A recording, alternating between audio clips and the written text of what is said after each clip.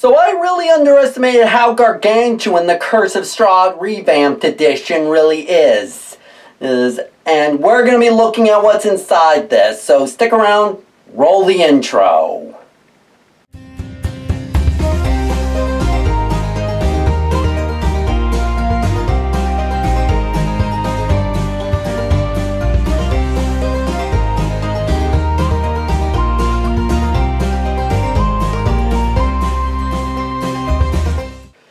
Greetings, fellow adventurers. Fred here, and welcome to the Flying Dungeon Master, the show that brings the RPGs to as many tabletops as possible. And out of all of the adventures made for 5th edition Dungeons & Dragons, there's one that stands out to the people I have talked to who call it the best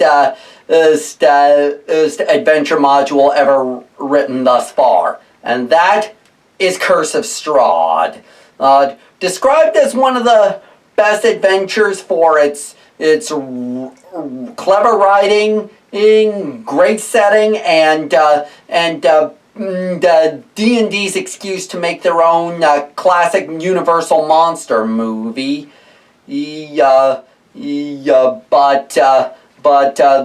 But recently they made a collector set of this classic module and revamped it as more in terms of altering the characters a bit based on community feedback. And I know there were some changes made to the Vestani and this one vampire hunter character. But we're going to be taking a look at what's in this set. So without further ado, let's dive into it. So here's a group picture of what is in this set. But before we get into the actual contents, I want to talk about the really creepy and badass coffin-shaped box all this comes in, which is utterly gargantuan in size compared to the Essentials kit and starter set, and sports this lovely gothic style artwork by Hydra 74, who also did the Tyranny of Dragons and other collector's edition books for D&D. This is just the one I have personally.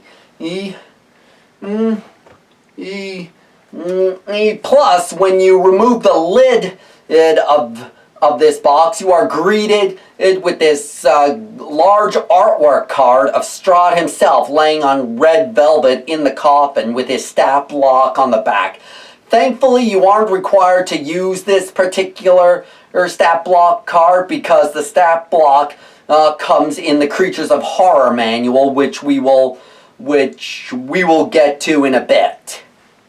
The next thing to be featured in this set is a special Dungeon Master screen featuring 4 pieces of art from major locations from the land of Barovia. And on the DM side of the screen features traditional DM reference tables, as well as tables and reference material that is special to Curse of Strahd adventure.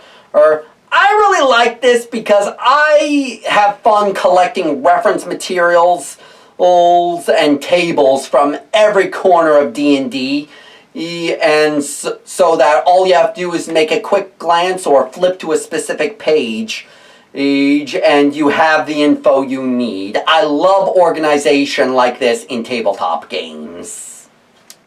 Following the DM screen, we have a set of postcards featuring the individual art pieces is from the DM screen. The idea with these is before the campaign starts, you send the people these postcards as invitations to take part in the campaign. This concept is seriously a cut above sending potential players a message over Facebook or a text/phone call. And adds a level of classy immersion that only Strahd himself would come up with.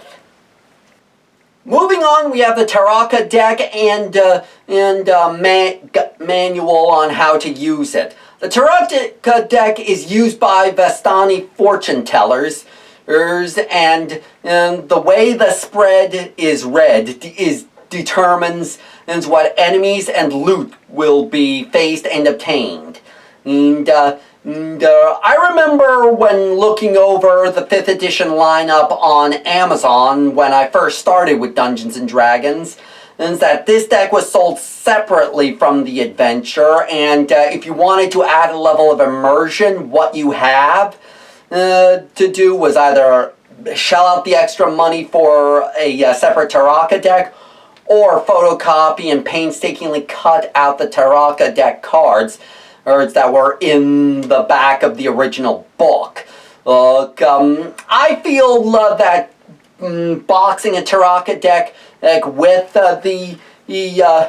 the set is a logical option, because it not only makes it easier for the DM, but it adds another level of immersion into the tabletop game.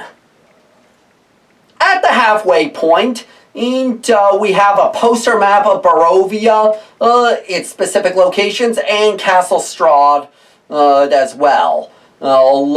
These high-quality maps are some of my favorite things in D&D box sets.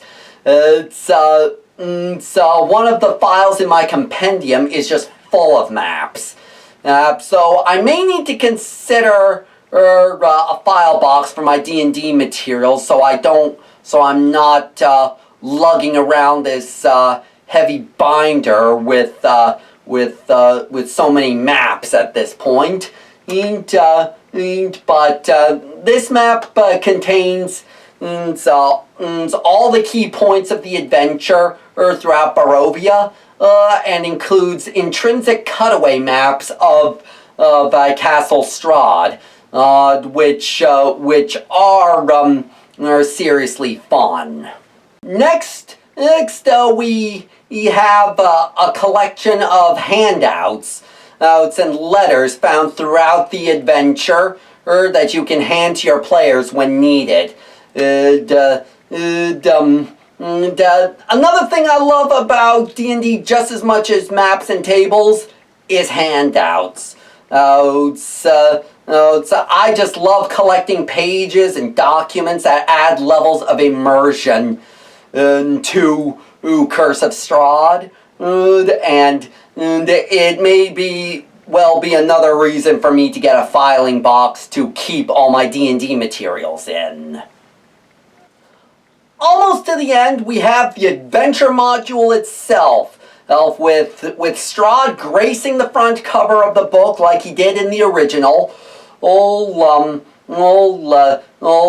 This adventure has been streamlined to make it easier and quicker to run on Curse of Strahd, inspired by classical monster movies from Universal in the 5th edition campaign.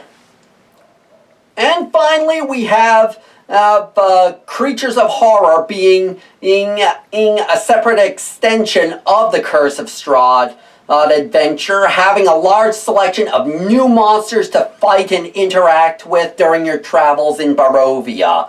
The decision to have the monsters as their own separate book was a good decision, making it easier for flipping through umpteen pages to find what you're looking for. All you'd have to do is just switch manuals and you're golden, which I really do like. Overall, the Curse of Strahd Revamped Edition is a large and exhaustive set containing not just the adventure, but resources to make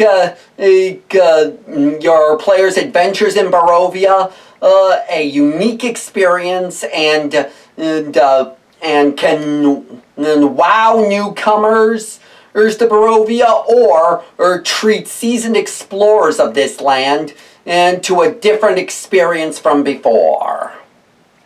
So those are my thoughts on the Curse of Strahd Revamped Edition. Let me know what you thought of them in the comments down below. And if you are new around here, be sure to like, subscribe, and ring the bell so you don't miss another video. If you want to follow me on social media, support the channel, or contact me directly, you can find everything for that in my Linktree page in the description down below. Thanks for watching, and I hope to see you on the trail of adventure.